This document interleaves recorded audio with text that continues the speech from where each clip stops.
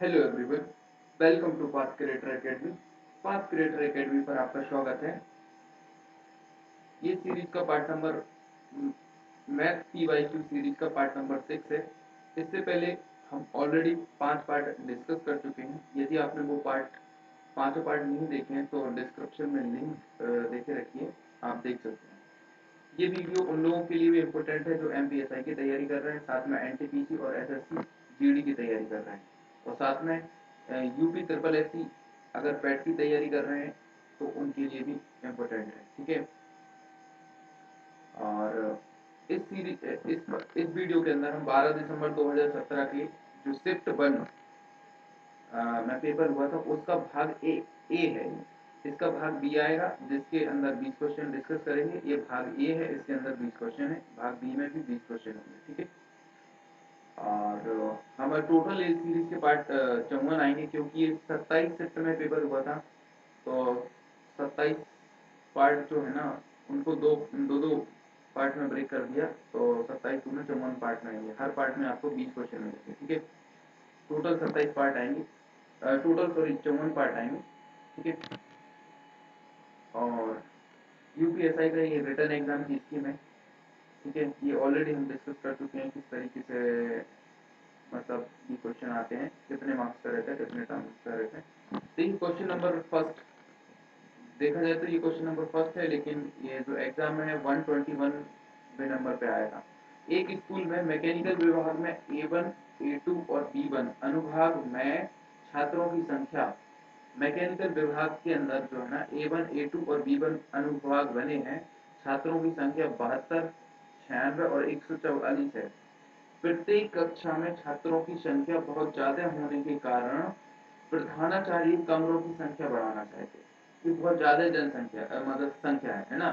तो प्राचार्य क्या चाहते हैं, कमरों की संख्या बढ़ाना चाहते हैं। कमरे की कितनी न्यूनतम संख्या आवश्यकता होगी यदि हर कमरे में बैठे हुए छात्रों की संख्या समान हो और प्रत्येक कमरे में केवल एक ही अनुभाग के छात्र होने चाहिए। ठीक है।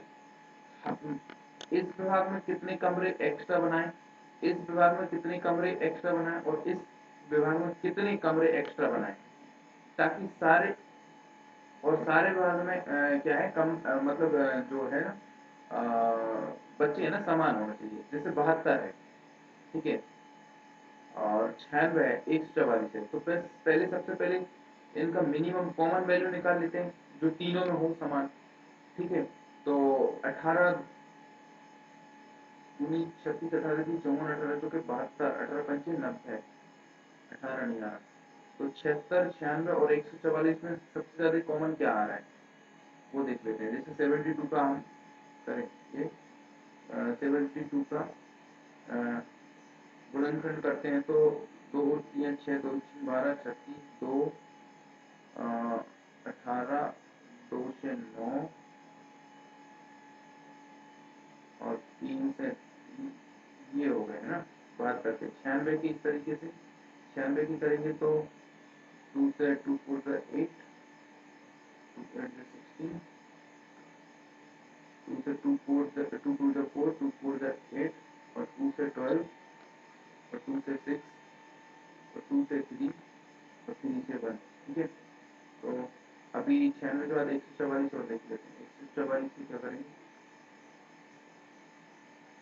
ठीक है 2 से करते हैं तो 72 2 से करेंगे तो 36। ठीक है। 2 से करेंगे तो 18, 2 से करेंगे तो 9, 3 से करेंगे तो 3 और 3। ठीक है।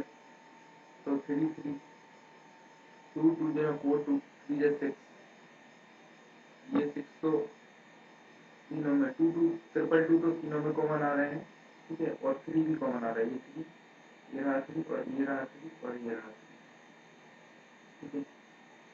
2 दूना 4 दूना 8 और 8 3 24। ठीक है। और इधर तो 2 था ना 12 में, इधर भी 2 है ना, तो 2 कॉमन नहीं आएगा, ये 3 आ रहा है और ये 3 तो 24 आपका कॉमन आ रहा है। ठीक है। Minimum common. अब 24 जब आ रहा है तो हमें 72 बनाना है ना। तो 24 में कितने की जरूरत है कि 72 बन जाए, 24 दूना 48, 24 या 72, ये 3 रूम की जरूरत है, ठीक है। 372 बन जाएंगे। और यहाँ पे 96 है, तो 96 में कितने रूम बनना चाहिए? 24 से 96 कैसे बन सकते हैं? 4, यहाँ पे 4 रूम की जरूरत है, ठीक है। और ये 144 है, तो 24 गुणित कितने करें? 6 कर रहे हैं, 6 चौके 24 और 6 में 12 4 16, 24 4 2 6 12 16, हाँ 44। तो 6 और 4 10, 10 plus 3, 10 plus 3 13। Option number D एकदम करेक्ट हो जाएगा। 13 रूम की आवश्यकता हो रही है। एक तो 6 रूम यहाँ पे चलिए, हर विभाग में 24 ही 24 कैंडिडेट रहेंगे, 6 रूम कर देंगे तो 144 बन जाएंगे आराम से। इस विभाग में भी A2 जो विभाग है उसमें भी 24 रहेंगे, 3 रूम उसकी आवश्यकता होगी, तो आपके आराम से 72 बन जाएंगे, ठीक है। ये जो A2 विभाग है इसमें भी 24 रहेंगे, 4 रूम इसमें बना देंगे, तो ये 96 बन जाएंगे, ठीक है। ये बहुत ज्यादा संख्या थी, तो अभी हमने 24 ही कर दिए सारे रूम, ठीक है। तो 6 4 10 3 13, ऑप्शन नंबर डी एकदम करेक्ट हो जाएगा। देखिए मैं पहले भी बता चुका हूँ, जो पहला क्वेश्चन रहता है वो हमेशा पेपर में, मोस्टली पेपर में है ना, वो टाइम टेकन रहता है। वो ऐसा जानबूझ कर देते हैं ताकि टाइम कम पड़े लास्ट में कैंडिडेट को, ठीक है। तो ये हमेशा जब भी पहला क्वेश्चन आएगा वो हमेशा टाइम टेकन और बड़ा रहेगा, ठीक है। क्वेश्चन नंबर 120 देखिए, विपरीत दिशाओं में चल रही दो ट्रेन प्लेटफॉर्म पर खड़े एक व्यक्ति को क्रमशः 54 सेकंड और 1.5 मिनट, यानी ये कितना होगा? 1.5 मिनट सेकंड में कन्वर्ट करेंगे तो 1.5 इंटू 60 करेंगे तो 15 यानी 90 मिनट में पार कर लेती हैं। अगर वे एक दूसरे को 74 सेकंड में पार करती हैं तो उनकी गति का अनुपात निकालिए। अगर वे एक दूसरे को कितने 74 सेकंड में पार करती हैं, ठीक है। तो ये हमको बताना है। तो पहले का अगर जैसे स्पीड में मान लेता हूँ, पहले का स्पीड S1 है और वो एक दूसरे को पार करेंगे, ट्रेनें कैसे? इस तरीके से, ठीक है। एक दूसरे को पार करेंगे और एक दूसरे को पार करने में देखिए, एक आदमी को क्रम से 54 सेकंड और विपरीत दिशा में चल रही दो ट्रेनें प्लेटफॉर्म पर खड़े एक आदमी को 54 सेकंड और दूसरी 1.5 है 90 सेकंड में पार कर लेती है। अगर एक दूसरे को 74 सेकंड में पार कर लेती है, देखो वो जो आदमी खड़ा है उसको 54 सेकंड और 90 सेकंड में पार कर रहे हैं। अगर वे एक दूसरे को पार कर रहे हैं 74 सेकंड में पार कर रहे हैं, तो उनकी गति का अनुपात बताना है। तो देखिए ये जो ट्रेन है ये 54 सेकंड ले रही है, तो इसकी कुछ स्पीड होगी, ठीक है। तो स्पीड होगी और ये जो ट्रेन है, और मैम अगर हम मान लेते हैं एक्स डिस्टेंस चल रही है और टी समय, कितने में समझ लें? 30 समय में, तो टी की वैल्यू कहाँ कितनी है? यहाँ पर एक्स अपॉन टी की वैल्यू दे रही है 54 सेकंड, ठीक है। तो ये तो हो गई एक स्पीड इसकी। और दूसरी ट्रेन की मान लेते हैं उसकी S2 स्पीड है, तो ये भी कुछ डिस्टेंस ट्रेवल कर रही होगी, इसी मान लेते हैं बाय। और टी की वैल्यू यहाँ पे भी देके रखी है, कितनी देके रखी? 70, तो सॉरी 19 सेकंड लग रहे हैं। तो इसे अगर दो मान लें, इसे पहला मान लें, तो इन दोनों की सापेक्ष चाल क्या होगी? एक दूसरे अभी क्या कर रहे हैं? एक दूसरे को पार कर रही है, तो S1 और S2 जुड़ जाएंगे। जब S1 और S2 जुड़ जाएंगे तो S हो जाएगा, इन दोनों को जोड़ देते हैं हम, x अपॉन 54 और y upon plus y upon 19, ठीक है। तो पूरी स्पीड निकल आएगी इन दोनों की सापेक्ष चाल बोले तो एक दूसरे की जो पास में आ रहे हैं ना, सापेक्ष चाल अगर अपोजिट डायरेक्शन में रहते हैं तो जुड़ जाते हैं, और अगर सेम डायरेक्शन में होती तो फिर चल। तो 54 और 90 का एलसीएम लेंगे पहले। देखिए यहाँ पर एलसीएम लेते हैं 54 और 90 का, ठीक है। 54 और 90 का एलसीएम कितना आएगा वो देख लेते हैं। 2 से कट करेंगे 27, 45, 3 से कट करेंगे 9, 15, 3 से 6, 3, 5, 3 और 5, 5 से भी 15, 40, 90, 90, 90 को 27, तो इसका है 27 एलसीएम। 54 से कट कर देंगे, 7 और 3 27 से 30, ये हो जाएंगे आपके 5x, और ये हो जाएंगे 90 से काटेंगे तो 3x, अब ऐसे कट करेंगे तो 3x, स्पीड एस ये हो गई 5x प्लस 3x अपॉन 17। और अगर वे एक दूसरे को पार करें तो कितना टाइम ले रहे हैं, 74। तो ये तो हो गई स्पीड। सापेक्ष चाल पहले तो निकाली थी, अभी ये सापेक्ष चाल आ गई, ठीक है। और अभी क्या कह रहे हैं कि अगर वे एक दूसरे को पार करें, इसे हम इरेज कर देते हैं। इरेज करने के बाद देखिए, अगर वे क्या कह रहे हैं, दूसरा उनकी गति करें, अगर वे एक दूसरे को पार करें, अभी तो इंसान को पार कर रहा था, कोई व्यक्ति को पार कर रहा था, तो ये हो गया है ना। अब अगर एक दूसरे को पार कर रहे हैं तो क्या हो रहा है, देखिए तो एक दूसरे को पार कर रहे हैं तो मतलब क्या हो रहा है, तो उनकी स्पीड क्या हो जाएगी, उन्हें 74 समय लग रहा है, ठीक है। तो स्पीड बराबर क्या होता है, डिस्टेंस अपॉन टाइम होता है, ठीक है। तो 74 समय लग रहा है, 74 मतलब टी बराबर डिस्टेंस अपॉन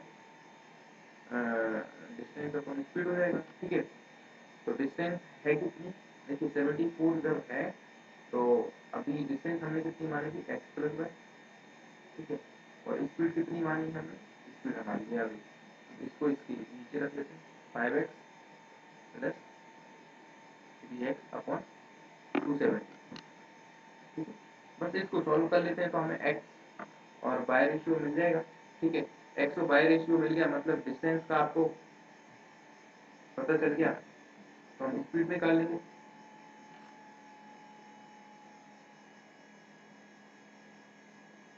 ठीक है। तो यहाँ से सबसे पहले इस 270 को ऊपर भेज देते हैं और इनका गुणा यहाँ पर करते हैं, ठीक है। तो किस तरीके से करेंगे, देखिए 270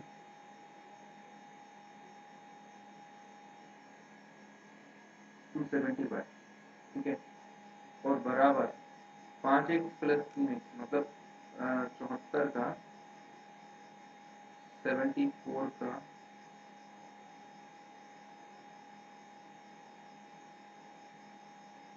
5x 3x, ठीक है। अब वैसे यहाँ से कट कर सकते हैं, देखिए 270 था ना इधर, 270 अगर कॉमन भी ले लो, अभी कट कर बाय इधर रहने दो, तो कर सकते हैं ना, 2 से कट कर दो, 2 1 या 2, 2 3 या 6, 1 बचा, 2 5 या 10, 135 है ना। और ये कितना हो जाएगा, 35 36 37 है ना। अभी ये कहीं से कट हो रहा है, नहीं हो रहा, तो अब यहाँ से गुणा कर सकते हैं। तो पहले इरेज करना पड़ेगी, स्पेस की काफ़ी कमी हो जाती है। कितना हो गया, प्लस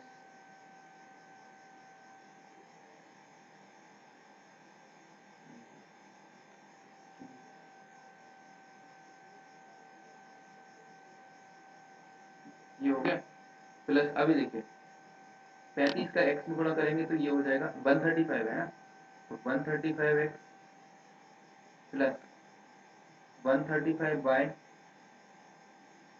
और इधर 37 गुणे 5 करेंगे, 7 पन्ना 35 की 5 अच्छी 3 5 3 15 3 18, 185x प्लस 37 गुणे 3 करेंगे, 7 3 21 8 3 2, और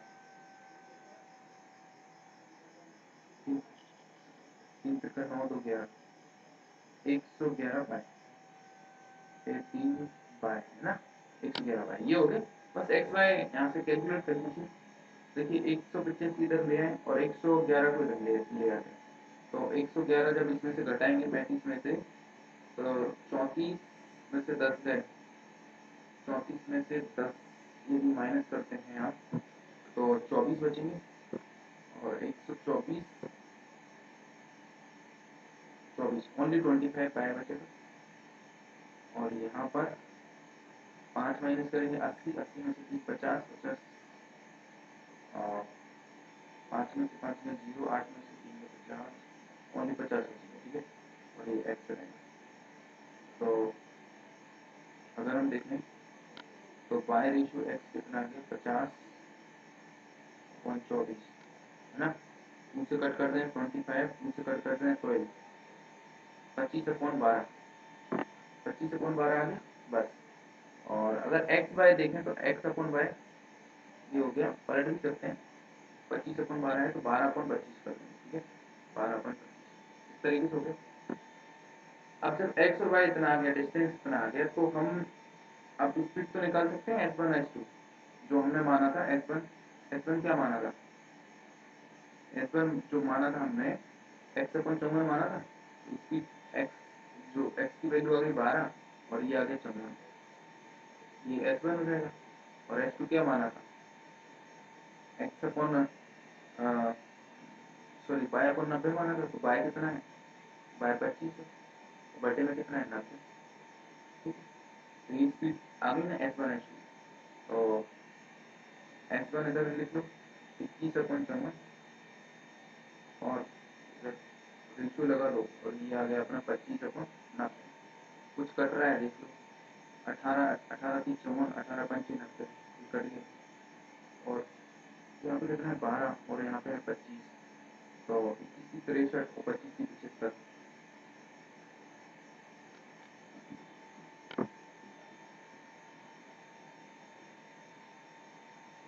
अच्छा ये और भी तो कट रहा है, यहाँ पे 2 से कट कर सकते हैं ना, 2 से कट करते हैं, 2 6 से 12, 10 27, 3 से फिर कट हो रहा है, 3 2 6, 3 7, 2 रेशियो 3 9 है, 2 रेशियो 9 आ जाएगा। S1 कितना आ गया 2 रेशियो, S1 कितना आ गया 2/9, ठीक है, और रेशियो 2/9 आ गया। और S2 कितना है 25/90 है, तो 5 से कट रहा ना, 55 25 और 5 एकम 5, 4 बचा 45 40, ये 5/18 आ गया। तो अभी कट रहा है 9 9 2 18, 2 2 4, 4:5। स्पीड जो है ना वो कितनी आ गई 4:5, और हमको क्या चाहिए उनकी गति का अनुपात, कोई तो चाहिए उनकी गति का अनुपात, स्पीड ही तो चाहिए 4:5। ठीक है, 4:5, इसके अलावा तो कुछ 5:4 तो है भी नहीं है। तो 120 का क्वेश्चन आंसर नंबर बी हो जाएगा, ऑप्शन नंबर बी। देखिए पहले और दूसरे क्वेश्चन कितने लेंथ दिए, ठीक है। नाउ नेक्स्ट क्वेश्चन देखिए, क्वेश्चन देखिए, यदि यदि 10 नलिकाओं का लागत मूल्य, मतलब सीपी जो है ना वो 10 नलिकाओं का कितना है, 5 नलिकाओं के विक्रय मूल्य के बराबर है, तो इस लेन देन में लाभ प्रतिशत बताइए। 10 नलिकाओं का कॉस्ट प्राइस जो है ना वो 5 नलिकाओं के सेलिंग प्राइस के बराबर है, ठीक है। तो यहाँ पर CV अपॉन XP कर दीजिए, कितना आ रहा है, मतलब कोई चीज खरीदी 5 रुपए की और बेच रहे हैं 10 रुपए, तो कितने रुपए का लाभ हो रहा है, 100% का लाभ हो रहा है ना, option number B correct answer होगा। ठीक है, ना क्वेश्चन नंबर 124 देखिए, 44 45 और 10 का अनुमानित मान ज्ञात करें। अनुमानित कैसे निकालेंगे, इनका गुणा करने के लिए, तो हम सीधा सा है नंबर को राउंड फिगर में मान के कर सकते हैं। इसको कैसे करेंगे, देखिए 44.8 है, तो इसको हम मान लेते हैं 45, ठीक है, और इसको भी हम 45 ही मान लेते हैं, और इसको हम मान लेते हैं 100, ठीक है। अब 45 का स्क्वायर कितना होता है वो देख लीजिए, 45 का स्क्वायर कितना होता है, 25 की कैरी 2 चौके पे 16 और 5 पे 20 में 40 तो 42 की 2 हाथ 4 16 4 20, ये होता है 20 25 और इंटू 100 होगा 20 25 यानी 2025 इंटू 100, कितना हो जाएगा 2025 20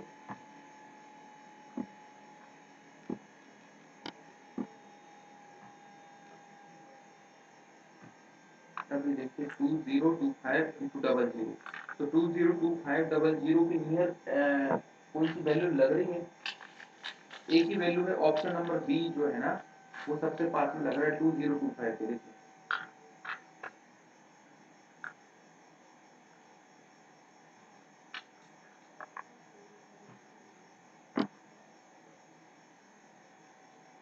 देखिए देखिए अभी मेरा माउस थोड़ा काम नहीं कर रहा है, देखिए यहाँ पे देखिए हैंग कर रहा है पूरा लैपटॉप, तो यहाँ पे देखिए वैल्यू कितनी आ रही है, ऑप्शन नंबर बी एकदम करेक्ट आंसर हो जाएगा। देखिए नेक्स्ट क्वेश्चन, ये हैंग कर रहा है पूरा,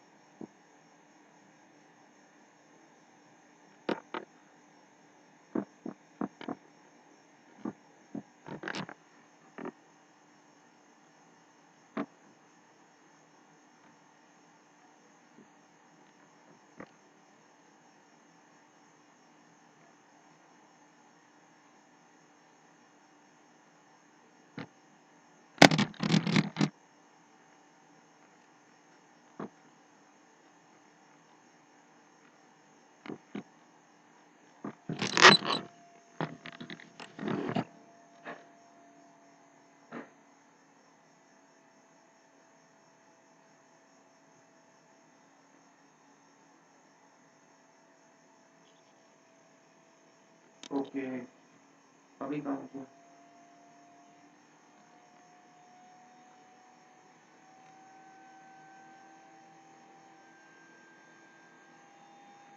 ठीक है, अभी काम किया, लेकिन ये तो बहुत क्वेश्चन आगे बढ़ गया। हाँ, ये ठीक है, 2025 और 00, ये तो 2025 इसके आसपास कौन सा, देखिए 20 दो वन तो मैच कर रहे हैं, मतलब ये सबसे पास में है, तो ऑप्शन नंबर बी एकदम करेक्ट आंसर हो जाएगा। नेक्स्ट क्वेश्चन देखिए, क्वेश्चन नंबर 125 देखिए, क्वेश्चन नंबर 125 क्या कहता है, क्वेश्चन नंबर 125 क्या कह रहा है, दिए गए आकृति में, दिए गई आकृति में ए बी पैरेलल है सीडी के, जो ए बी लाइन है वो पैरेलल है सीडी के, और देखिए एंगल का साइन उल्टा बन जाए, एंगल क्यू पी आर का मान ज्ञात करना है। क्यू पी आर, ये क्यू पी आर मतलब हमको ये वैल्यू निकालनी है, क्यू पी आर जो बीच में रहती है हमेशा वो वैल्यू हमको निकालना होती है। ठीक है, तो देखिए जब दो लाइनें हमें कभी भी पैरेलल रहती हैं तो उनके बीच जब कोई तीसरी थर्ड लाइन जो रहती है वो इस तरीके से जाती है जो उनको तिरक कट करती है, तो उन दोनों रेखाओं को जो काटने वाला एंगल है ना वो हमेशा 180 डिग्री रहता है। ये और ये एंगल, जैसे इसको ए मान लें और इसको बी मान लें तो हमेशा 180 डिग्री रहता है। तो इस तरीके से जो ए बी लाइन है उसको एक लाइन कट कर रही है, ये पूरी की पूरी, देखिए ये वाली जो लाइन है ना ये कट कर रही है, तो उसके द्वारा बनाया गया ये एंगल और प्लस ये एंगल दोनों को जोड़ने पर कितना आना चाहिए, 180। ये और ये कैसे बन रहा है, x x degree plus y degree, मतलब x degree plus y degree बराबर प्लस ये वाला x degree y degree, x degree plus y degree, ये दोनों को मिला के कितना होना चाहिए, 180 डिग्री होना चाहिए। कितना होना चाहिए, 180 डिग्री। अब दोनों को जोड़ देते हैं, 2x प्लस 2y बराबर कितना हो जाएगा, 180 डिग्री। ठीक है, तो x प्लस वाई कितना आ गया, x प्लस वाई आ गया आपका 90 डिग्री। ठीक है, 90 डिग्री आ गया। तो बताइए इस ट्राइंगल के अंदर क्यू पी आर जो है, अगर x प्लस वाई इन दोनों को जोड़ के 90 डिग्री आ रहा है, तो जो बचा हुआ है वो कितना आएगा, त्रिभुज के तीनों कोणों का योग कितना होता है, 180 डिग्री। अब ये दोनों को जोड़ के 90 हो गया, तो ये भी 90 होगा कि ऑप्शन नंबर ए एकदम करेक्ट आंसर हो जाएगा। ठीक है, नाउ क्वेश्चन नंबर 126 देखिए, पहले 5 महीनों के लिए विषम दिनों की संख्या ज्ञात करिए। विषम दिनों, अगर वर्णित वर्ष अधिवर्ष हो, अधिवर्ष का मतलब है लीप ईयर। ठीक है, अधिवर्ष दो प्रकार के ईयर होते हैं, एक तो होता है साधारण ईयर जिसमें दिनों की संख्या 365 रहती है और एक्स्ट्रा डे 1 रहता है, मतलब ऑड डे 1 रहता है। दूसरा रहता है लीप वर्ष जिसमें दिनों की संख्या 366 रहती है और एक्स्ट्रा डे यानी लीप ईयर रहते हैं 2। ठीक, सॉरी, एक्स्ट्रा डे जो रहते हैं वो रहते हैं 2। तो यहाँ पर क्या है, अगर वर्णित वर्ष जो है ना अधिवर्ष है, यहाँ पर कौन सा है, लीप ईयर, तो हमें विषम दिनों की संख्या ज्ञात करना है। ठीक है, तो सबसे पहले तो ये देखिए कि जो जनवरी रहता है, जनवरी फरवरी मार्च, पिछले मतलब पहले 5, जनवरी फरवरी मार्च अप्रैल मई। ठीक है, 1 2 3 4 5, ये 5 का पूछा। इससे बाद में भी देख लेंगे, लेकिन अभी फिलहाल 5 का देख लेते हैं। देखिए जनवरी जो है ना 31 दिन का रहता है, अगर इसे 7 से डिवाइड करें, 7 से डिवाइड इसलिए क्योंकि 7 के बाद जो डेज है ना वो रिपीट होना शुरू हो जाते हैं, तो 7 से डिवाइड करें तो 7 के 28, मतलब 3 डेज बचते हैं, तो ये यही हो जाते हैं ऑड डेज। तो ऑड डेज यहाँ पर 3 है और ये अधिवर्ष है, मतलब यहाँ पे फरवरी आपकी 29 की होगी। अब 7 से जब डिवाइड करोगे तो ओनली 1 बचेगा। इसी तरीके से मार्च जो है ना, तो मार्च में 3 बचेंगे, अप्रैल में 2 बचेंगे और मई में 3 बचेंगे। ठीक है, तो यहाँ पर ऑड डे की संख्या पूछी है 3, इन सबको जोड़ दो, सभी को जोड़ दें, 3 2 5 3 8 9 3 12, 12 को 7 से फिर डिवाइड कर दो क्योंकि 7 दिन बाद तो डेज रिपीट होते हैं ना, 7 एकम 7, अब कितने बचे 5, तो विषम दिनों की संख्या कितनी आ गई, 5। ऑप्शन नंबर कौन सा हो जाएगा, 126 का डी ऑप्शन हो जाएगा। ठीक है, और अगर आगे भी पूछता है कि मई के बाद, ये मई तक हो गए, जून जुलाई अगस्त सितंबर अक्टूबर नवंबर और दिसंबर, इनमें भी पूछा जाए अगर ऑड डे की संख्या, तो देखिए जून में होती है 2 क्योंकि ये 30 का रहता है, जुलाई में रहती है 3 और अगस्त में रहती है 3, और सितंबर में रहती है 2, और अक्टूबर में रहती है 3, और नवंबर में रहती है 2, और दिसंबर में रहती है 3। तो ये सारे ऑड डेज रहते हैं। और 365 ईयर मतलब अगर साधारण वर्ष है तो उसमें ऑड डे की संख्या रहती है 1, और लीप वर्ष है तो उसमें साधारण ऑड डे की संख्या रहती है 2। ठीक है। और अगर इसके अलावा अगर ये पूछा जाए कि 100 साल के अंदर ऑड डे की संख्या कितनी रहती है, तो वो रहती है 5। और अगर ये पूछा जाए 200 साल के अंदर ऑड डे की संख्या कितनी रहती है, तो वो रहती है 3। अगर पूछा जाए कि 300 साल के अंदर ऑड डे की संख्या कितनी रहती है, तो वो होती है 1। और अगर 400 साल के अंदर पूछा जाए कि ऑड डे की संख्या कितनी रहती है, तो वो रहती है 0। 0 3 0 1 3 5, ये 100 साल, 200 साल, 300 साल, 500 साल। ठीक है। अब अगर पूछा जाए कि 500 साल के अंदर ऑड डे की संख्या कितनी होगी, तो आप क्या करेंगे, 500 को ब्रेक कर देंगे, 400 प्लस 100, 400 प्लस 100, तो 400 में तो हो रही है 0, और 100 में कितनी हो रही है 5। ठीक है। इसी तरीके से आप पता लग सकते हैं। जैसे 2000 भी हो गया ना, तो 2000 साल में कितने ऑड डे होंगे, तो 400 में जब 0 हो रहे हैं, 400 से 5 दिन हो रहे हैं ना डायरेक्ट, तो फिर इसमें भी ऑड डे की संख्या 0 हो जाएगी। ठीक है। इस तरीके से आप इन कैलेंडर को बहुत इजीली कर सकते हैं। ठीक है। नाउ नेक्स्ट क्वेश्चन देखिए, क्वेश्चन नंबर 127 क्या कहता है, एक दुकानदार बच्चों के कपड़े की बिक्री पर 20% सीधी छूट प्रदान करता है। तो देखिए, सीपी कुछ होगा, और एमपी मान लेते हैं कि एमपी बोले तो मार्केट प्राइस जो है ना वो 100 मान लेते हैं कि 100 रुपए। ठीक है। जब वापस से बोल रहे हैं,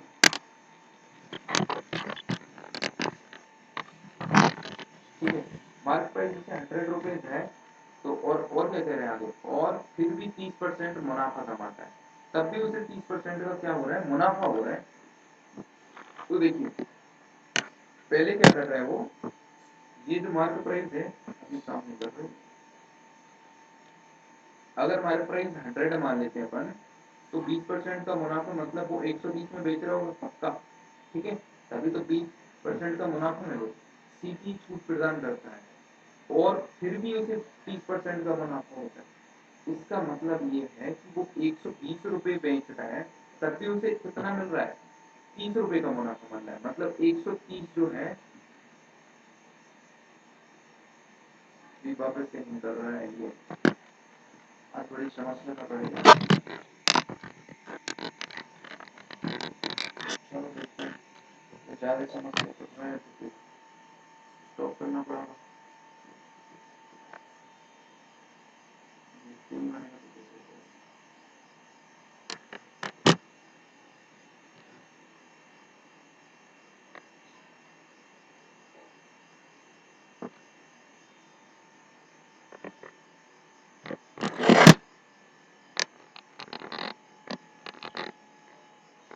हाँ हाँ हाँ, देखिए तो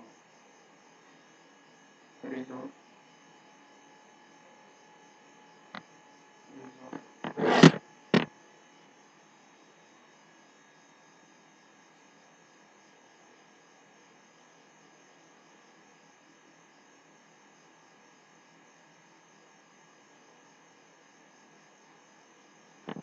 हाँ अभी हाँ, ठीक है। लेट्स सी, एक दुकानदार बच्चों के कपड़े की बिक्री पर 20% की छूट, सीधी छूट दे रहा है। तो मैंने मान लिया कि एमपी जो है वो 100%, कितना है, 100%, तो 20% की छूट दे रहा है, मतलब वो 80 में बेच रहा होगा। ठीक है। सेलिंग प्राइस उसका 80 होगा, छूट दे प्रदान करने के बाद भी 30% का मुनाफा है। 30% का मुनाफा मतलब 130% की वैल्यू जो है वो कितनी है, 80 रुपये, 80 रुपीज। तो अगर 1% की वैल्यू निकालोगे तो आप कितनी निकल जाएगी, 80/130। और यहीं पे अगर सीपी हमेशा, और सीपी को हमेशा 100 मान के चलना है, सीपी को कितना मान के चलना है, 100 मान के चलना है। अब मेरे को 100 की वैल्यू चाहिए, 100 की, 100% की वैल्यू, तो कितना हो जाएगा, 80/130 इंटू 100, 0 से 0 कट हुआ, और 800/30 हो जाएगा। तो मतलब ये हो गई उसकी कॉस्ट प्राइस। देखिए, अब सारी चीज आ गई हमारे पास, ये कॉस्ट प्राइस हो गई, ये मार्केट प्राइस हो गई, और ये सेलिंग प्राइस हो गई। अगर अंकित मूल्य पर, देखिए वो 20% का मुनाफा कमाता है, अंकित मूल्य पर कितने प्रतिशत की वृद्धि की गई, तो अंकित मूल्य पर मतलब मार्क प्राइस देगा, तो कितने प्रतिशत की वृद्धि की गई, कितने प्रतिशत की वृद्धि की। तो देखिए सबसे पहले तो हमें ये पता कर, अंकित मूल्य पर कितने प्रतिशत की वृद्धि की गई, वृद्धि की गई, अंकित मूल्य पर कितने प्रतिशत की वृद्धि की गई, अंकित मूल्य पर वृद्धि कितनी हुई, पहले पहले तो ये पता करना। तो सीपी हमारा क्या था, सीपी हमारा था 800/13, कितने प्रतिशत की, अच्छा फिर कितने प्रतिशत मतलब इस 100 पे कितने प्रतिशत की वृद्धि की, तो हम क्या करेंगे 100 माइनस 1300 अपन, सॉरी 1300 नहीं 800/13 है, 800 है, 800/13, ठीक है। इससे माइनस कर लेंगे तभी तो हमें पता चलेगा कितने प्रतिशत।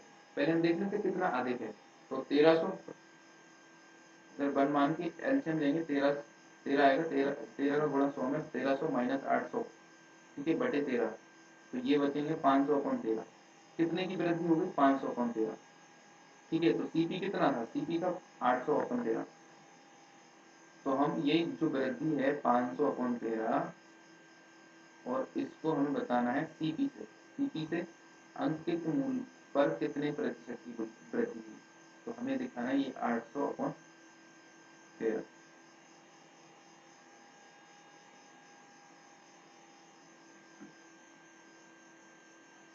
हाँ, इंटू 100% में दिखाना, 100%, 500/13, 800/13, तो 13 से 13 तो कट जाएंगे, और डबल जीरो से डबल जीरो कट जाएगी, तो ये 5 5 गुणित 100 500 हो जाएगा, और अपॉन में कितना है 8, तो 8 से डिवाइड कर दो, 8 48, 2 बचे, 2 जीरो, 8 दूना 16, ठीक है, 62 पॉइंट, अब 62 पॉइंट के आसपास कुछ है नहीं है, तो 62.5 हो जाएगा, ठीक है। ऑप्शन नंबर सी एकदम करेक्ट है, ठीक है। नाउ क्वेश्चन नंबर 128 देखिए क्या कहता है, क्वेश्चन नंबर 128, उस अनुपात को ज्ञात करें जिसमें एक 192 रुपए प्रति किलोग्राम कीमत वाले मिश्रण को 150 रुपए प्रति किलोग्राम कीमत वाले मिश्रण के साथ साझा इस तरह से मिलाया जाए जब अंतिम मिश्रण को 194 रुपए प्रति किलोग्राम बेचा जाए तो 20% का मुनाफा हो। मतलब बेचा जाए तो इसका देखिए सेलिंग प्राइस देखा रहता है, और फिर मुनाफा भी देखा रहता है, तो सेलिंग प्राइस नहीं, तो ये हमें क्या चाहिए, सबसे पहले कॉस्ट प्राइस, ये दोनों का कॉस्ट प्राइस दिया है, इसको हमें मिलाना है इस मैच में, तो किस रेशियो में मिलाना है कि वो 194 रुपए में बेचने पे, मतलब एक सेलिंग प्राइस देखी है, देके रखी है 194.40, ठीक है। देखिए एक चीज बता देते हैं, यहाँ पे सीपी रहता है हमेशा, और बीच में हमारा मार्क प्राइस रहता है, और फिर आगे जो हमारा एफपी रहता है।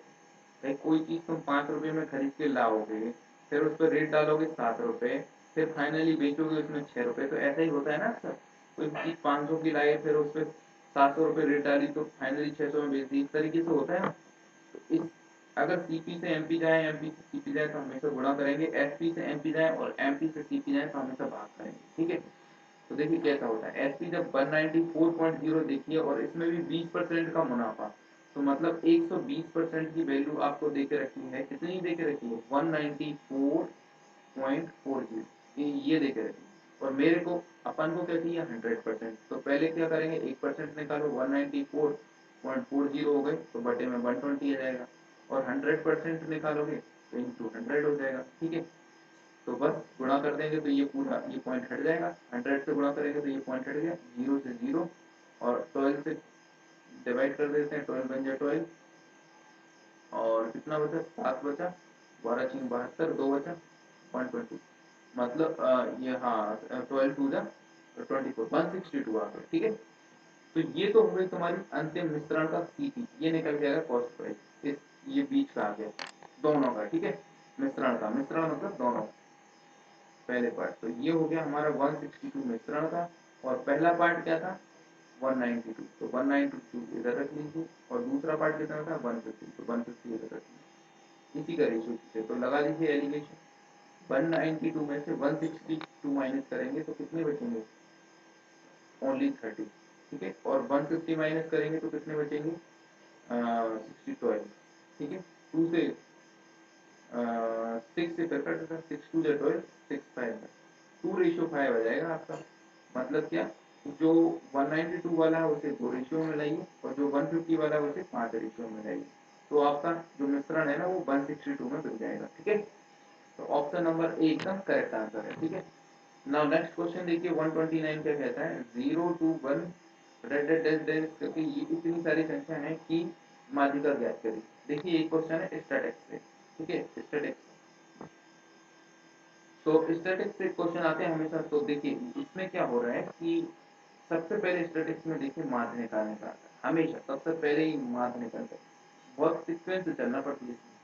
दूसरे नंबर पे बोलते हैं माध्य के बाद निकालने का, दूसरे नंबर पे आता है माध्यिका, ठीक है, माध्यिका। तो यहाँ पर माध्यिका ही पूछा है ना, हम ये भी सीखेंगे, ये भी सीखेंगे। और तीसरा देखिए माध्य, माध्यिका, और तीसरा आता है बहुलक, ठीक है। बहुलक जो रहता है वो आएगा, बहुलक दो तरीके से निकला। चौथा जो रहता है वो रहता है आपका परिषद, या फिर रेंज भी बोलते हैं, परिषद, परिसर या रेंज। और पांचवा रहता है माध्य विचलन, ठीक है। तो ये 5 चीजें हम स्टैटिक्स की सीखने वाले हैं, इसमें 90 लगभग 90% स्टैटिक्स कवर इसी 5 मिनट के अंदर। माध्य परिचय यही पूछता है माध्य माध्य, और फिर इनके अलावा भी पूछ ले तो फिर वो रिमेनिंग जो वीडियो आएंगे आगे पीछे के उनमें कवर हो जाएगा। तो माध्य क्या क्या कहता है कि जितने नंबर है सबको जोड़ दो, सबको जोड़ दो और बटे में जितने नंबर है उनसे डिवाइड कर दो, ठीक है। जैसे 1 5 7 ये जो नंबर है इनका माध्य निकालना है, सबको जोड़ दो, 7 और 5 12 और 13 और बटे 3 से डिवाइड कर दो, 13/3 कितना हो गया, वही आपका आंसर। तो ये तो हो गया आपका माध्य, ठीक है, लगभग सभी लोगों को आता होगा। और मध्यिका जो है ना वो देख लेते हैं, मध्यिका कैसे निकालती है। सबसे पहले जो दिए गए नंबर रहते हैं उनको, चलो इसी का निकालते हैं। तो इसी का जैसे अभी मेरे को माध्य निकालना है तो सबसे पहले क्या करूंगा, सारे नंबरों को जोड़ देते हैं। सबसे पहले इन सारे नंबरों को सीक्वेंस में जमा देंगे, या असेंडिंग या डिसेंडिंग ऑर्डर में। तो हम बना लेते हैं असेंडिंग ऑर्डर में, छोटे से बड़ा। छोटे से बड़ा कैसे बनाएंगे, सबसे पहले तो जीरो से भी छोटे नंबर दिख रहे हैं आपको, तो कितने दिख रहे हैं, सबसे पहले वही लिख लेते हैं। तो जीरो से छोटे नंबर दिख रहे हैं वो लिख लेते हैं। क्या दिख रहे हैं, देखिए -3 दिख रहा है, फिर इसके बाद -3, फिर -3 दिख रहा है, फिर -1 दिख रहा है, फिर -1 से छोट और बड़ा है ना 0 दिख रहा है, फिर 0 के बाद 2 दिख रहा है, 2 3 टाइम्स है, ठीक है, 2 3 टाइम्स है। फिर इसके अलावा 0 2 3 हो गया, माइनस हो गया, और ये भी हो गया, ये भी हो गया। फिर इसके बाद क्या है, 5 है, तो 5 1 2 3 4 4 टाइम्स 5 है, ठीक है, 4 टाइम्स 5 दिख रहा है। फिर इसके अलावा 6 दिख रहा है, 6 3 टाइम्स 1 2 3, 1 2 3, ओके 5 हो गया, 5 हो गया 4 टाइम्स, अब कुछ नहीं हो गया, 5 हो गया 3 टाइम्स। तो सभी को जोड़ के वो बटे में जितने नंबर है 1 2 3 4 5 6 7 8 9 10 11 12 13 14 14 नंबर है, 1 2 3 4 5 6 7 8 9 10 11 12 13 14, ये भी 14 है। तो 14 से डिवाइड कर देंगे, सबको जोड़ दो, 6 दूना 12 6 3 18, और ये होगा 20, 18 20 20 10 30 38 39 40 41 42 43 44, 44 में ये माइनस हो जाएंगे, 3 और 3 6 -1, 6 और 1 7, 44 में से 7 गए तो कितने बचेंगे 40, और 3 और माइनस करो 40 में से, तो 40 में से 3 और माइनस करोगे तो 37, 37 अपॉन 14, 37 अपॉन 14 आपका क्या हो जाएगा, मार्च 14 14 14 दूना 28, 7 2 9 बचे, 14 75 14 84, 2.6 ये आपका मार्क्स है। और माध्यिका की बात करें तो माध्यिका सिंपल है, ये पहली चीज होगी आपकी माध्य। माध्य बोला नहीं है लेकिन माध्य निकालना हो बता दिए। और माध्यिका निकालने का तो सिंपल है, ये टोटल नंबर कितने हैं 14, तो 3 3 6 और 1 2 3 4 5 6, 6 नंबर आप इधर से छोड़ दीजिए, और 2 3 5 और 6 नंबर इधर से छोड़ दिए। अब कितने नंबर बचे? एक और एक दो। जब 2 नंबर बचे कौन कौन से? 2 प्लस 5, इन दोनों को जोड़ के 2 का भाग दे दीजिए। 5 2 7, 7/2 कर देंगे तो आप 3.5 हो जाएगा। कितना आ जाएगा? 3.5। ये आपकी माध्यिका हो गई। ये तो 14 नंबर है। अगर 15 नंबर होते तो 7 इधर से छोड़ दो, 7 इधर से छोड़ दो, और बीच का तो अपने आप ही निकल आता, तो वही आपकी माध्यिका हो जाती। अभी बीच के में दो चीजें आ रही थी, 2 और 5, तो दोनों को जोड़ के 2 का भाग दे दिया, तो 3.5 आपका option number B correct answer हो जाएगा। ठीक है। अब यहाँ पे एक और चीज देख लीजिए, बहुलक क्या होता है। तीसरा जो है ना वो बहुलक। अगर इस तरीके से नंबर दे के रखे हैं तो बहुलक का सिंपल है, जो सबसे ज्यादा टाइम्स आया है वही बहुलक है। सबसे ज्यादा टाइम्स क्या आया है? यहाँ पे 5 आया है, तो 5 ही आपका बहुलक है। देखिए, पहला तो हो गया माध्य, दूसरा हो गया माध्यिका, और तीसरा जो है ना बहुलक हो गया। बहुलक का एक और फॉर्मूला है। अगर आपको माध्य और माध्यिका दे के रखी है तो बहुलक बराबर क्या होता है? बहुलक बराबर होता है 3 इंटू मध्यिका, 3 गुना 3 इंटू मध्यिका माइनस 2 इंटू मान, ये होता है बहुलक। बहुलक बराबर होता है 3 इंटू मध्यिका और 2 माइनस 2 इंटू मान। ठीक है। अगर मान और मध्यिका ऑलरेडी दे के रखे, अगर इस तरीके से नहीं दे के रखे हैं और इस तरीके से दिया है, तो आपका जो सबसे ज्यादा टाइम्स आया है वो आपका बहुलक है।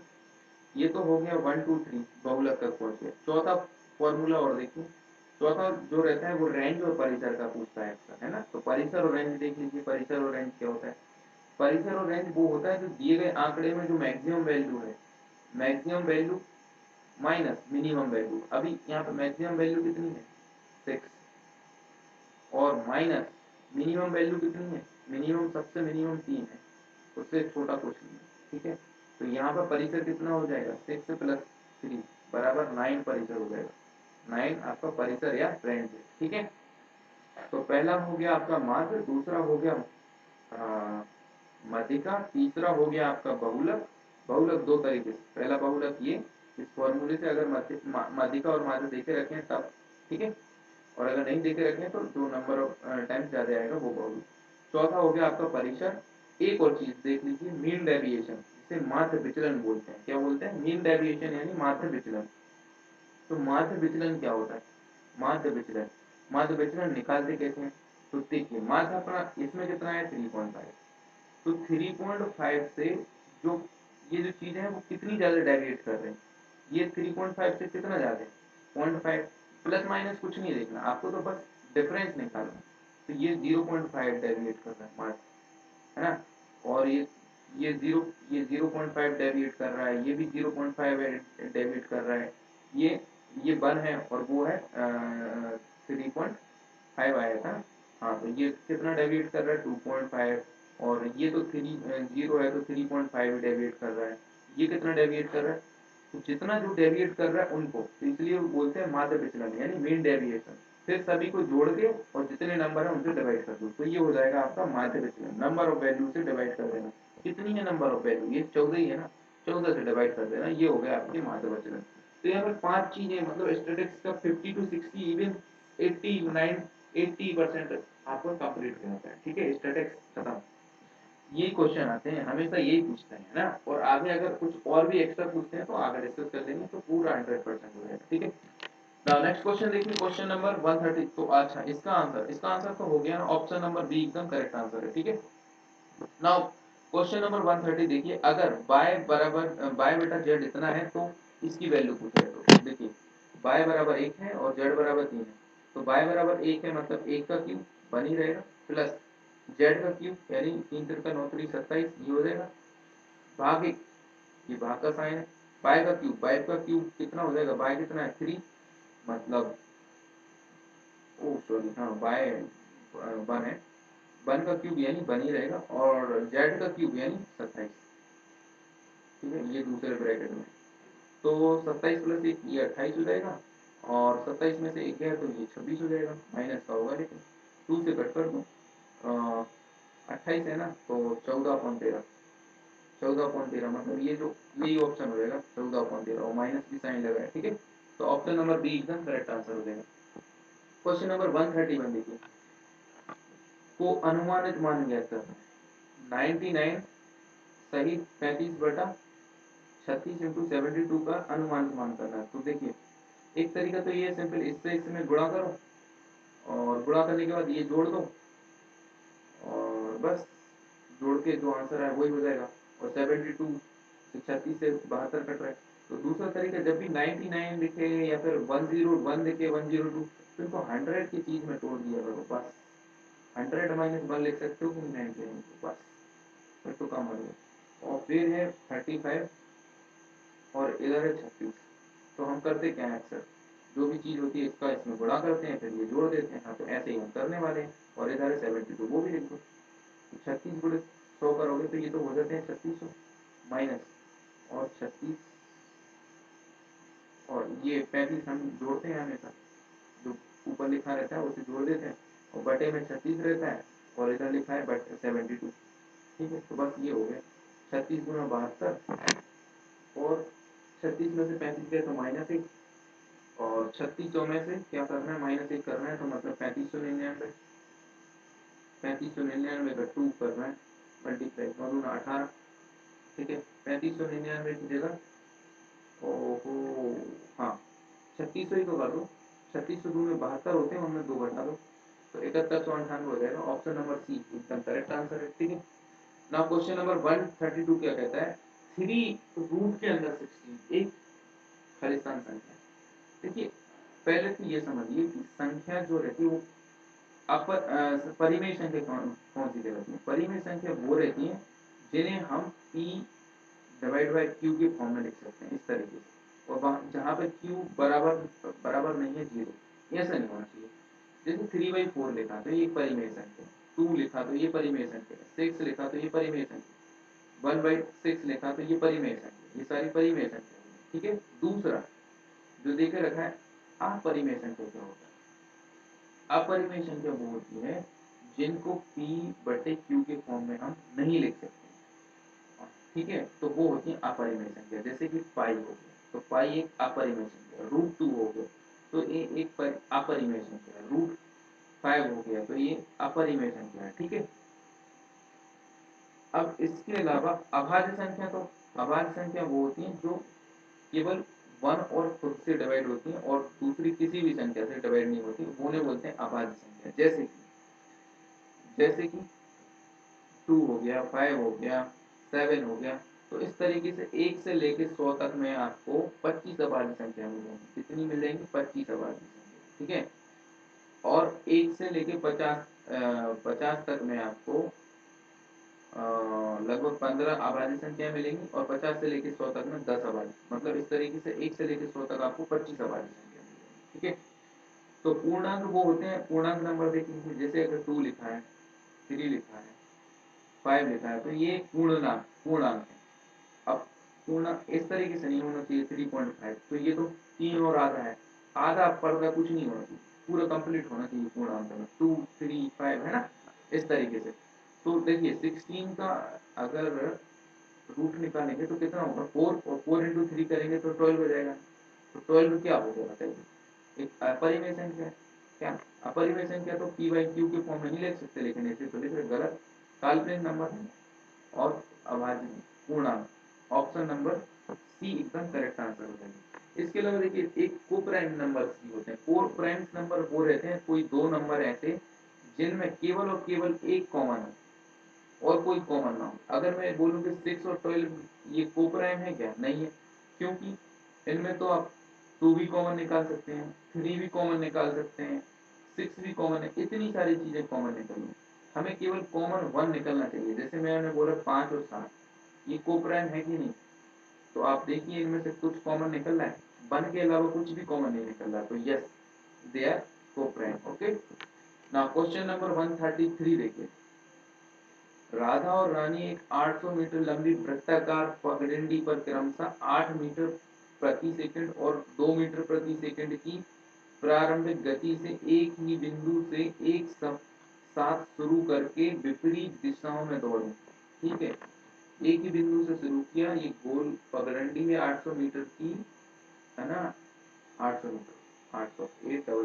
ठीक है, एक ही मतलब यहीं से शुरू किया और कहाँ कैसी दौड़ रही है, एक ही बिंदु से शुरू किया करके विपरीत दिशा में दौड़ रही है। अगर राधा इधर दौड़ रही है तो रानी इधर दौड़ रही है, ठीक है।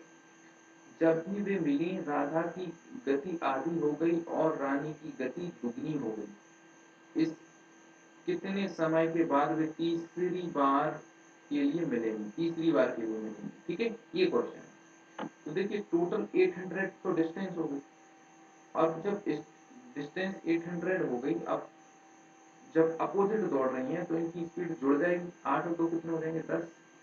तो पहली बार में देखिए क्या हो रहा है, जब वो मिलेंगी 10 की स्पीड हो गई 10 मीटर पर सेकंड और 8 को कवर करना है, तो कितना समय लगा उन्हें, 80 सेकंड। कितना लगा, 80 सेकंड लगे उन्हें मिलने में, बिल्कुल सही है।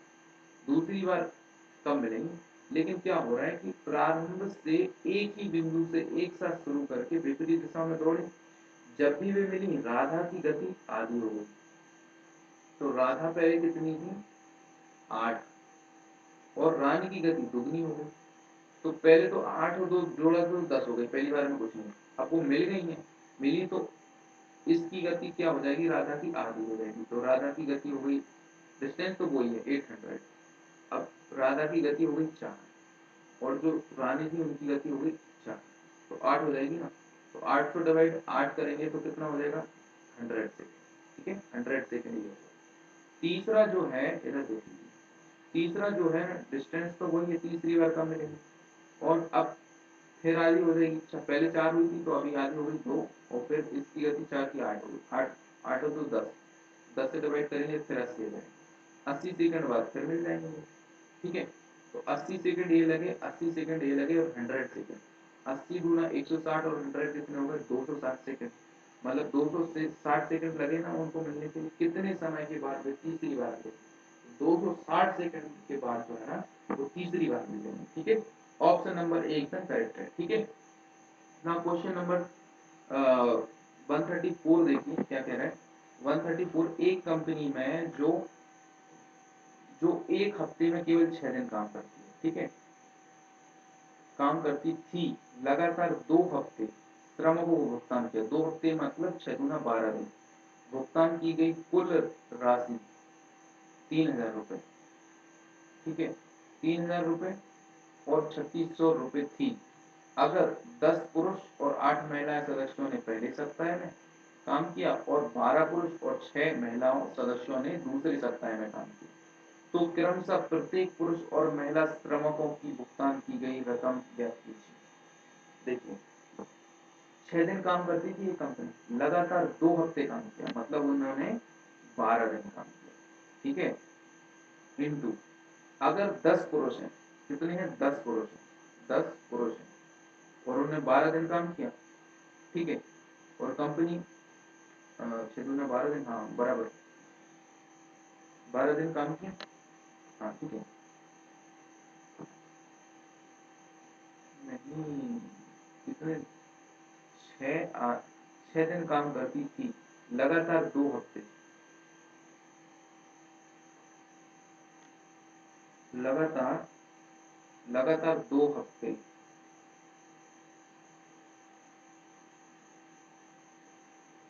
2 हफ्ते को भुगतान की गई कुल राशि, कुल राशि 3000 और 3060 रुपए थी।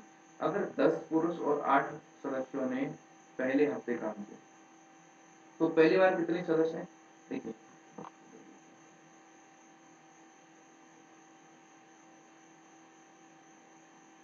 पहली बार में कितने सदस्य, अगर 10 पुरुष हैं और 8 महिला, तो 10 पुरुष हैं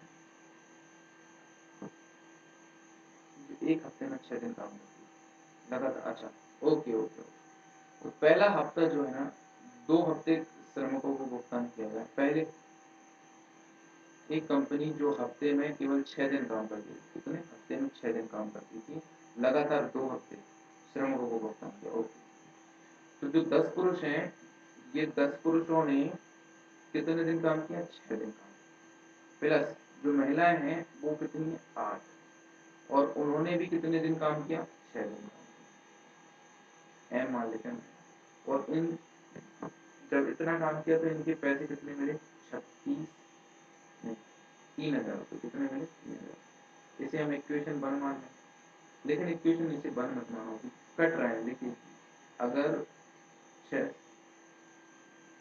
60p हो रहा है और प्लस 8 से 48 महिलाएं और बराबर में 3 कहीं से कट रहा है ना। हाँ कट तो रहे हैं, 12 से भी कट रहा है। देखो 12 पंचे हो जाएगा आपका 60, 12 की 36, 12 चौके 48, 4 महिलाएं और इधर भी 12 एकम 12, 12 दूना 24, 6, 12 पंचे 60। ये इसका पहला इक्वेशन मान लें। दूसरा क्या कह रहा है, दूसरे हफ्ते में 12 पुरुष और 6 महिलाएं, तो कितनी है? 12 तो पुरुष है और 6 महिलाएं। 12 पुरुष ने 6 दिन काम किया होगा, प्लस जो 6 महिलाएं उसने भी 6 दिन काम किया होगा, और इसकी भुगतान की राशि कितनी है? 3360। ठीक है, तो 12 छः 72, ये हो जाएगा 72p प्लस 6 इंटू 6 यानी 36p बराबर 30। ठीक है, तो इसे कट कर दीजिए आप। 6 इंटू 36 है 6। हाँ, फिर भी ये कट रहा है। 12 से काटो, 12 छः 72, 6p और प्लस 12 से इसे काटो, ये कितना है? 6 36 है ना, 12 की 36, ये 3 महिला है। 12 से इसे काटो, 12 दूना 24, 12 दूना 24, 6 बचे, 12 पंचे 60 और फिर 6 बचे 12 पंचे 60, 255, 6p 3n और इसको मान लीजिए इक्वेशन 2। ठीक है, अब हमारे पास दो इक्वेशन हो चुकी हैं, एक पहली इक्वेशन ऊपर है और ये दूसरी इक्वेशन। दोनों इक्वेशन को हम सॉल्व कर लेते हैं तो हमें मिल जाएगी राशि पी और एन। ठीक है, ये 6p है,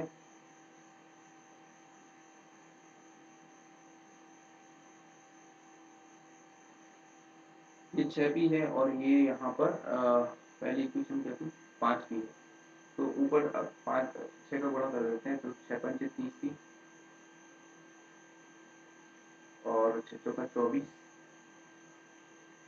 और बराबर 6 का 0, 6 पंचे 30, तो 0 आके 3 और 6 में 12 और 3 15। ठीक है, ये इतना हो जाएगा और 5 का गुणा करेंगे तो ये आपको 30p मिलेगा और 5 3 15 है और 5 से गुणा करो 55 25, 5 अंक को 55 25 27 2 मतलब 5 में 10 तो ये 12। तो इसको क्या कर दो, इधर चिन्ह करो फटाफट, चिन्ह कट करके 24 में से 15 गए तो कितने बचे? 5 तो 4 9, मतलब 9m। कितना हो गया? 9m बराबर कितना हो जाएगा? 1275 माइनस कर दो तो 25 ये और 200 वो 225, 225। m की वैल्यू कितनी आ जाएगी? 5 चौके 20, 2 बचा 55 25। कुछ मिस्टेक हुआ है?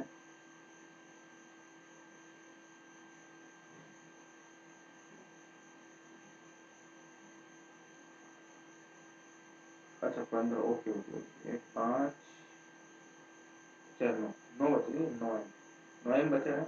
9 से कट करो, 9 दूना 18, 4 बचा, 9 पन्ना 45, 25। महिलाओं की 25 रुपये यहाँ पे। ठीक है, तो क्या पूछा था? प्रत्येक पुरुष और महिला, महिलाओं की 25 है। 25 दो ऑप्शन है, तो पुरुष के और निकालना पड़ेंगे। तो देखिए, तो इक्वेशन में रख दीजिए, पहली इक्वेशन में रख दीजिए। अगर m जो है ना वो 25 आ रहा है तो 25 चौका 100 हो जाएंगे। ठीक है, 100 इधर 25 रखेंगे तो 25 पूरे 4 हो जाएंगे 100। तो 5p कितना हो जाएगा? 5p प्लस 100 बराबर 250। कितना हो जाएगा? 250। अब 5p 250 में से 100 माइनस कर दीजिए आप, तो ये हो जाएगा 150 और 5 3 15, पहले 30, मतलब पुरुषों के 30 रुपये आए और महिलाओं के 25 रुपये। ऑप्शन नंबर ए करेक्ट हो जाएगा। ठीक है, नाउ क्वेश्चन नंबर 135 देखिए। मान लें पी क्यू आर विशिष्ट पूर्णांक है। ठीक है, पूर्णांक मतलब पूरे नंबर। आर एक धनात्मक समपूर्णांक है, तो आर को मैंने मान लिया धनात्मक और समपूर्णांक दो। सबसे छोटा मान लिया।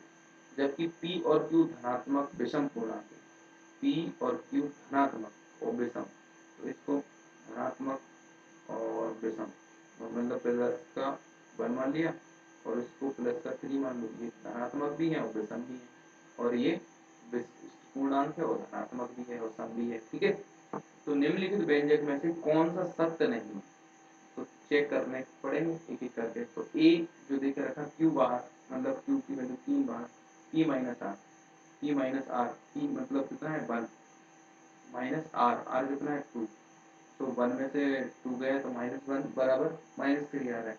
एक विषम है, हाँ विषम है, पहला तो सही है, हमें सही नहीं बताना है। ठीक है, तो ये तो हो गया ऑप्शन नंबर ए जो कि हमारा सही आंसर नहीं है। और ऑप्शन नंबर बी देखिए, पी माइनस आर, पी कितना है 1 माइनस आर कितना है 2, इसका स्क्वायर कर दो तो एक सम आ रहा है। पी में से 1 में से 1 गया तो -1, 1 का स्क्वायर बराबर 1, तो ये सम कहाँ आ रहा है भाई, ये तो बेसम आ रहा है। तो ऑप्शन नंबर बी हो जाएगा, जो हमें गलत था वही बताना थी, सत्य नहीं है। तो ऑप्शन नंबर बी, दो ऑप्शन भी आप देख सकते हैं इसी तरीके से। ठीक है, तो ऑप्शन नंबर बी एकदम करेक्ट आंसर है। नाउ 136 क्वेश्चन देखिए, निम्न में से कौन सा भिन्न 5/8 से अधिक। 5/8 मतलब क्या है, 8 पंचे 40, 8 छीन 48, मतलब 0.6, 8 छीन 48, 2 बचा और 0, 8 दूना 16, 4 बचा, 8 पंच 40, 0.65 से अधिक, इनसे अधिक होना चाहिए। ठीक है, इससे वैल्यू अधिक हो।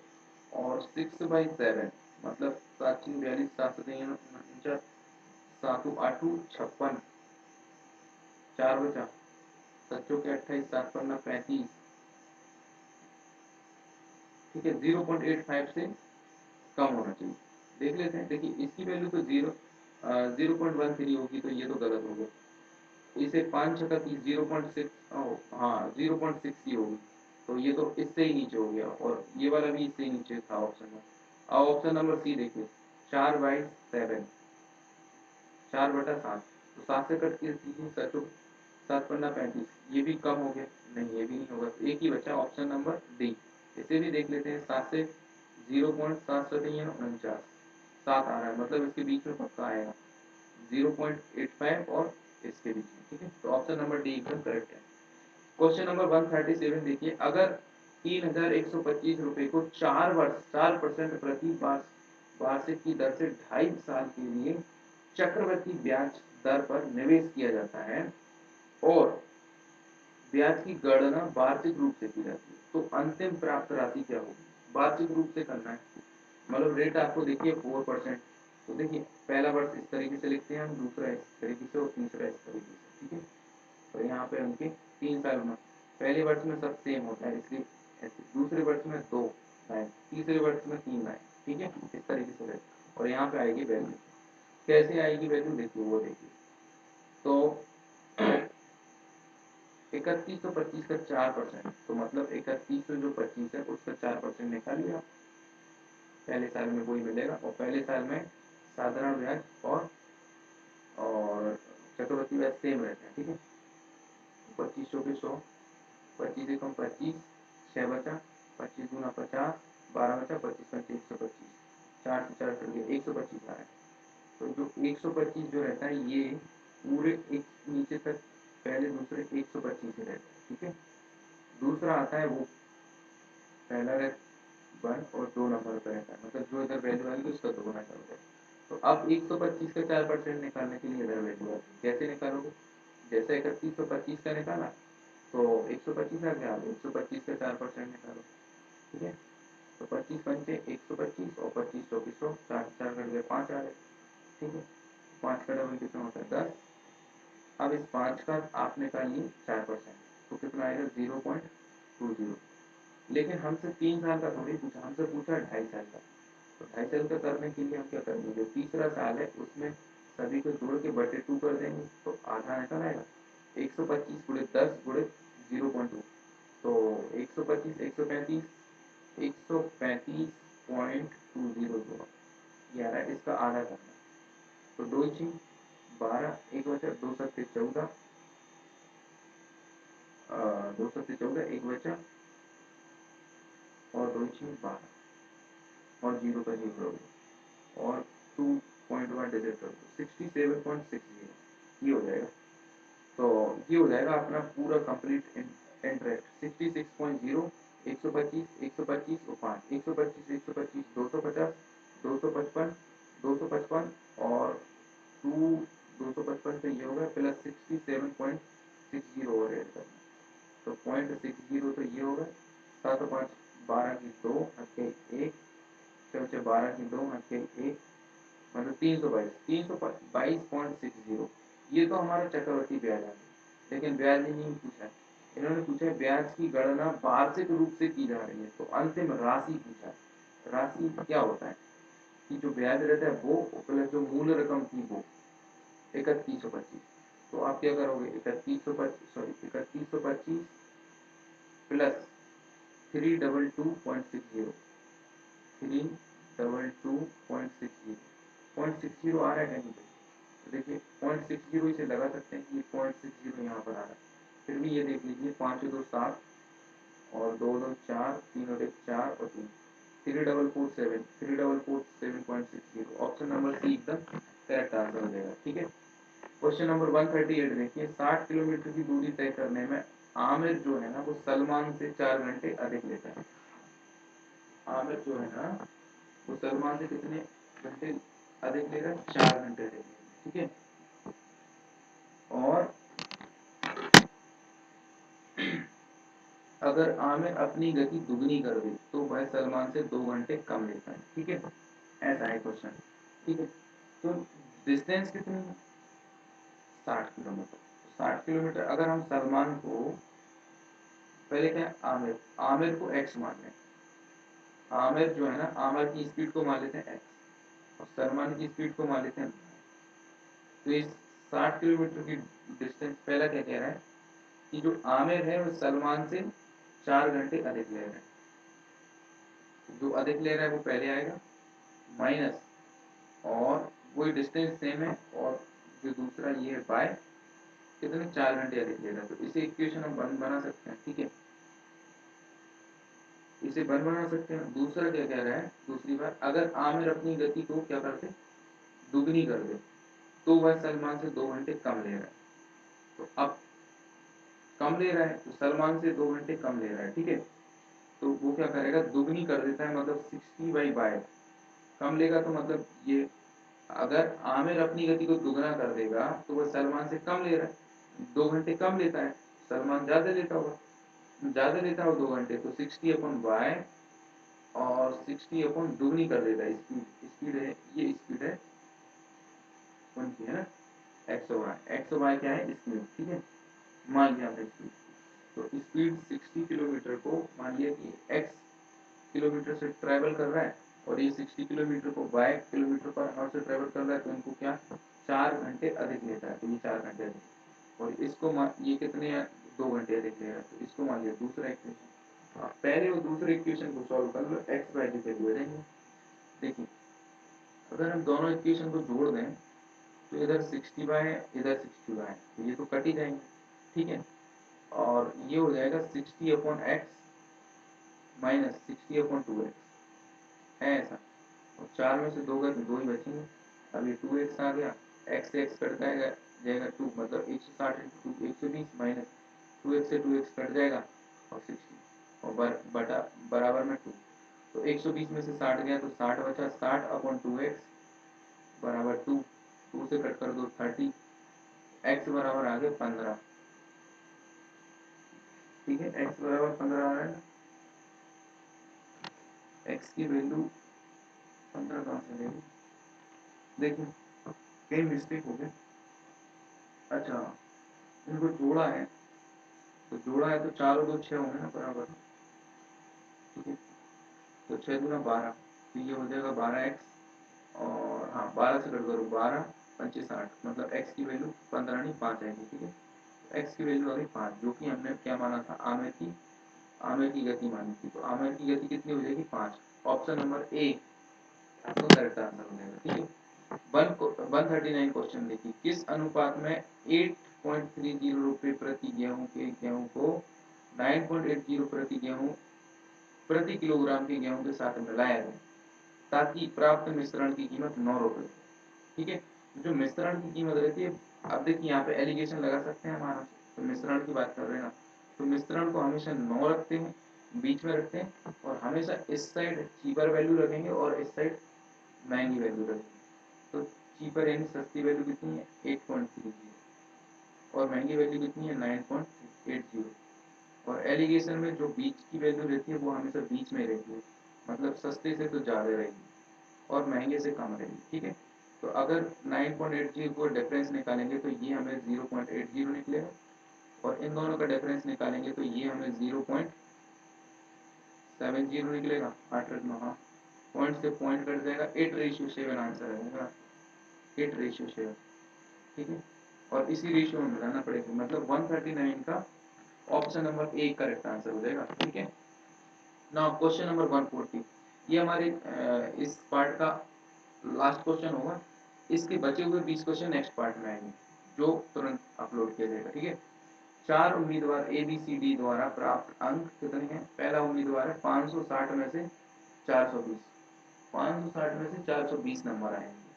दूसरा है 720 में से 560 आए हैं, 560 में से 415, और डी वाला है जो वो 650 में से 485 नंबर है। ठीक है, तो किसके अंकों का प्रतिशत सर्वोच्च से दूसरे पाए जाए? सभी का निकालना पड़ेगा। तो पहले नंबर देख लेते हैं, ए वाले का देख लेते हैं। अगर 500 में से 420 आए तो जो ए वाला है वो देख रहे हैं अभी, है ना, 420 नंबर आए कितने में से? 560 में से। तो सॉल्व कर लेते हैं फिर, 0 से 0 और 7×42, 7×8 = 56, मतलब 600, 2 से काट रहे हैं, 2 3 6, 200 की 8, 4 से भी कट रहा है, 4 दूना 8, 2 बचा, 4 5 20, 25 की 75%। ये बाबू जो ए नंबर वाले हैं उनकी 75%। ठीक है, ना बी वाले देख लेते हैं, बी वाले उनका कितना है? 560 नंबर आए हैं उनके 720 में से, 720 में से। ठीक है, ये कर देते हैं, 0 से 0, 28 दूना 56, ये 28 हो जाएंगे, और 36 दूना 72, फिर भी कट रहा है, तो 28 का आधा 14 और 15। ठीक है, अब कट रहे हैं क्या? नहीं, तो मतलब 1400/15, 15 दूना 30, 15 30 43, 15 छक्के 90, 15 सत्ते 105, 15 अट्ठे 120 और 15 नम्मा 135। ठीक है,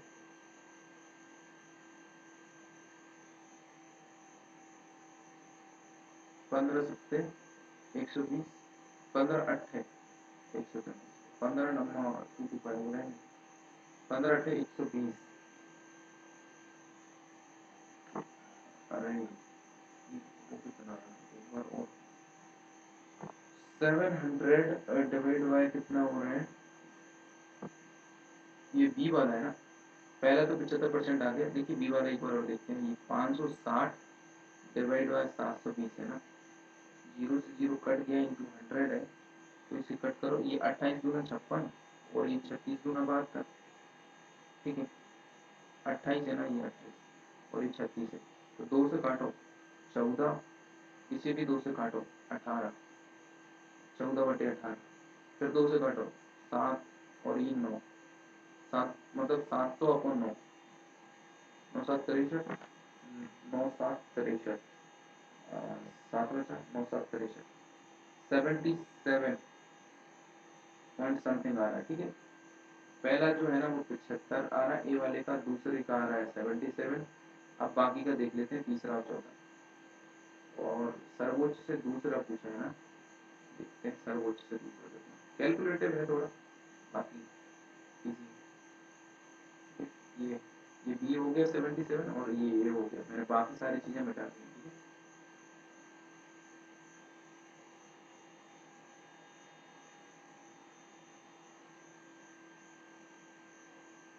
है, तो सी बार 415, 415 आए हैं, ये भी 500 में से आए, कितने में से? 500 में। कट कर दीजिए आप, 100, 0 से 0 यहाँ से कट हो गई, 5 से 5 अट्ठे 40, 1 बचा 5 3 15, ये 83%। ठीक है, ये हो गए अभी तक के टॉपर। ठीक है। अब 650 है जो डी डी ऑप्शन 650, 485 है, ऊपर कितना है 485 और इंटू 100, जीरो से जीरो कट गया, 5 कम 5, 5 3 15 13, 5 दूना 10, 5 दूना 10 की जीरो हाथ पे एक, 8 दूनी 16, 17 की 7 हाथ पे एक, 6 दूनी 8 और 1 9, 970 अपॉन 13, 13 दूनी 26, 13 तीन 39, 13 चौक 13 15 65, 13 6 78, 13 7 51, 91 हो जाएगा तो 6 बचेंगे ना। 13 दूनी 26, 13 तीन 39, 13 चौके 52, 13 चौके 52, 74%। तो इन्होंने पूछे सर्वोच्च से दूसरे, सर्वोच्च पे तो ये जो 83% है, मतलब ये सी वाला, ये पहले नंबर पे, और दूसरे स्थान पे कौन हो जाएंगे सर्वोच्च से दूसरे, मतलब ये 70% वाले, 70% किनके हैं, ये जो 74% तो ये इनके हैं, ठीक है, 77% इनके हैं, और पहले वाले के हैं 75% आए थे ना पहले वाले, हाँ ये पहले वाले की 75, सर्वोच्च से दूसरे कौन से हो जाएंगे, ये सी वाले जो हैं इनके 85 है, सर्वोच्च से दूसरे ये हो जाएंगे बी, तो ऑप्शन नंबर बी ये सही हो जाएगा। ठीक है, नाउ नेक्स्ट क्वेश्चन, ये यहाँ पर हमारा सीरीज का ये पार्ट खत्म होता है, पार्ट 6 खत्म हो गया, बहुत जल्दी पार्ट 7 आने वाला है। ठीक है, अगर आप चैनल पर नए हैं तो चैनल को सब्सक्राइब कर लें प्लीज़, और थैंक यू वेरी मच, मिलते हैं नेक्स्ट पार्ट, पार्ट नंबर 7 के अंदर। अच्छा हाँ, एक और चीज़ देखिए, यूपीएसआई तो ठीक है, प्लस एमपीएसआई है ना, एमपीएसआई के पीवाईक्यू भी डिस्कस करेंगे हम, और एमपी पुलिस के भी पीवाईक्यू डिस्कस करेंगे। ठीक है, तो जो एमपी के स्टूडेंट है वो भी चैनल को सब्सक्राइब कर लें प्लीज़, और जो यूपी के स्टूडेंट है वो भी।